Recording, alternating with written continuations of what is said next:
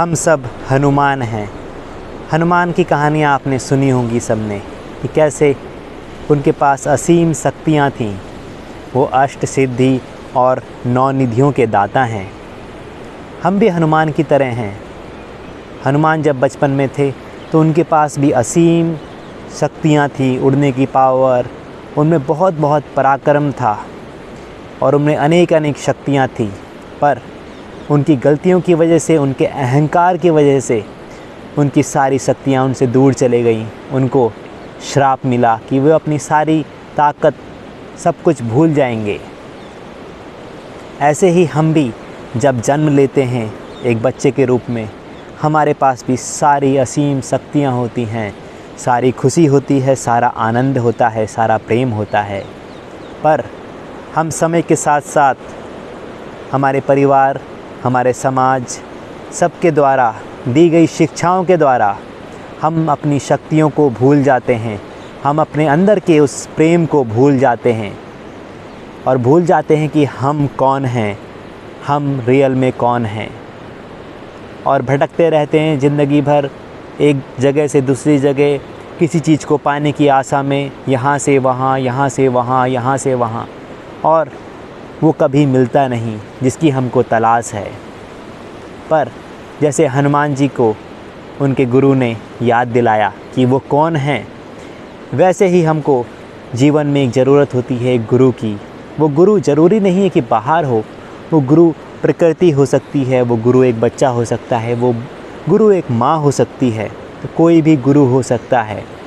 जब उस गुरु के द्वारा हमको पता चलता है कि हम कौन हैं, हम अपने अंदर देख पाते हैं कि हम कौन हैं, हम में कितनी असीम शक्तियाँ हैं, हम में कितना असीम साहस, धैर्य है, हम में कितना उत्साह है, हम में कितना जोश है, जुनून है, तब हमको पता चलता है कि हम कौन हैं।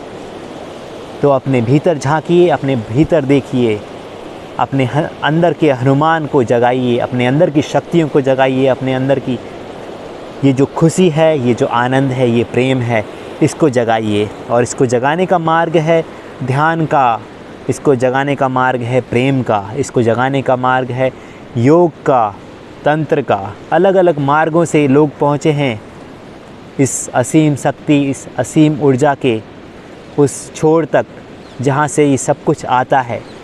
और हम में, तुम में, मुझ में, सब में ये कैपेबिलिटी है, ये है अंदर, जो हमारे अंदर है उसको निखारने की हमको ज़रूरत है, उस पर ध्यान देने की ज़रूरत है।